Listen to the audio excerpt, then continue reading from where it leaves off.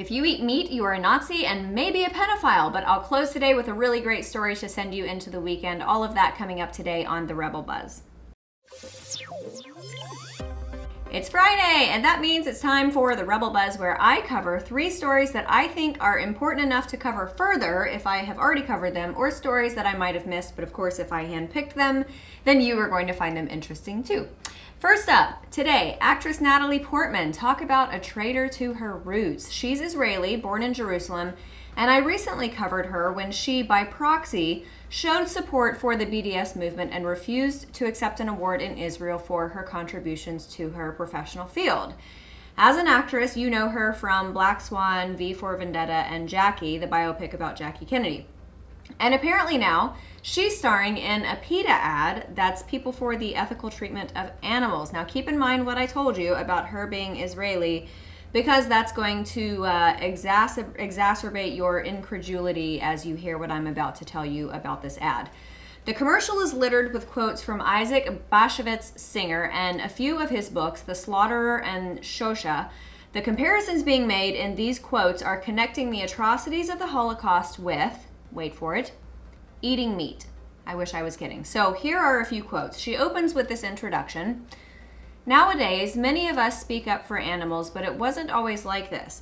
Decades ago, one man articulated the plight of animals so boldly that the modern world couldn't ignore him. And here comes the kicker quotes. We do to God's creatures what the Nazis did to us. As long as people will shed the blood of innocent creatures, there can be no peace, no liberty, no harmony. Slaughter and justice cannot dwell together. One of the slogans for this PETA campaign is, for animals, all people are Nazis. So how do you feel about being called a Nazi for eating meat and coming from an Israeli who no doubt is the descendant of or has a family member of Jews killed in the Holocaust?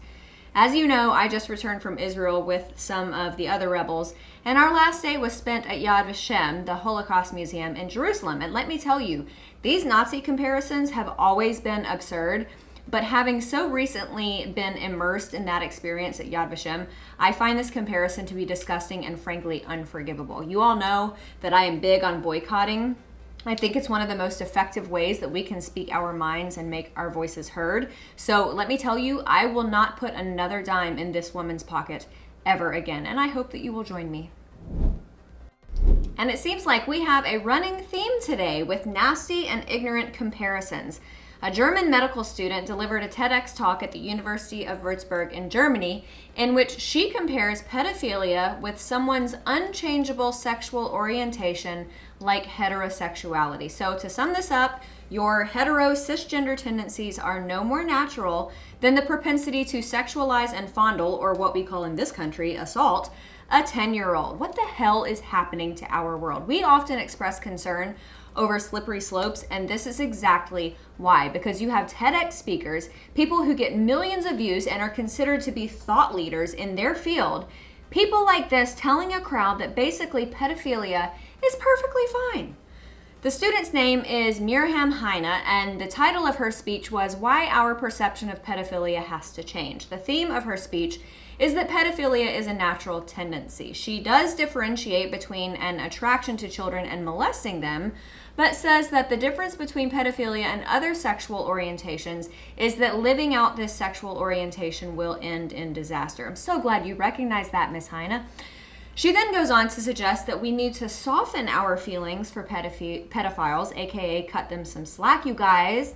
Life is hard when you want to grope a preteen, you know? No, that's not a hard life. That's a sexually deviant, evil, backwards, and criminal life. And what's dangerous about this is that people read psychological arguments or see and hear speeches like this, or in the psych field they hear their peers and professors talk about how we need to foster positive relationships and reap benefits when it's a loving relationship, and their minds will adjust. They'll read a study, and because there's a study about it, well, I mean, it must be true, right?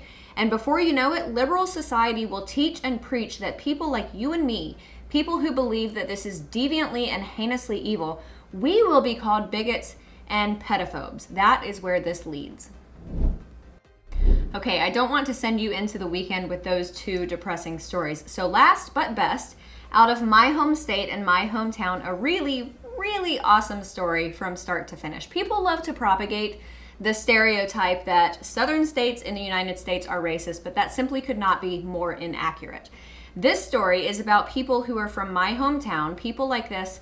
These are the people I know. This is what I know of the South. Loving, benevolent, hospitable people. That is Alabama. A young man named Walter Carr got a job with a moving company called Bellhops. Carr and his mother moved to Alabama from New Orleans after Hurricane Katrina destroyed their home. Unfortunately, the day before his first day on the job with Bellhops, his car bit the dust. But instead of calling out of work, he decided to look up the location of the job and walk there. The moving job was at a home in Pelham, Alabama, which is on the other side of Birmingham from where he lives. So Carr figures out that the walk would take him most of the night, so he set out on foot at midnight. Around 4 a.m., after walking 14 miles, police officers stopped him. Now here is where you would expect that faux Alabama racism to sneak its way into the story, but you would be wrong. After hearing Carr's story, the officers took him to breakfast and then drove him to the home where he would be moving boxes and furniture for the Lamey family. When Carr arrived at the home, Jenny Hayden Lamey asked Carr if he'd like to go upstairs and rest until the other movers arrived, but Carr insisted that he wanted to go ahead and get the process going and start working. So the Lamey family and Walter Carr started packing things up, and throughout the process, the Lamey family learned about Carr's situation. Lamey shared the story about Carr on her Facebook page, and the post went viral. Now, Birmingham is not a small city, but like most southern towns, even if you don't know someone, you probably know someone who knows someone's brother whose aunt did the flowers for that person's sister's wedding, and before you know it, everyone pretty much knows everyone. So word got out quickly and made its way to the ears of the CEO of Bellhops Moving Company, Luke Marklin. Marklin felt like a simple thank you was not enough, so he decided to show his gratitude and reward Carr's perseverance. On Monday, Marklin, the Lamey family, the police officers, and others gathered as Marklin gifted Carr with a 2014 Ford Escape. So, while the rest of the country is comparing meat eaters to Nazis and healthy sexuality to pedophilia, the South, with its abounding acts of love and gratitude and lovely Southern charm and graces, the South will save the world. Thanks for watching, everybody. Have a pleasant weekend. I'm Amanda Head, the Hollywood conservative for The Rebel.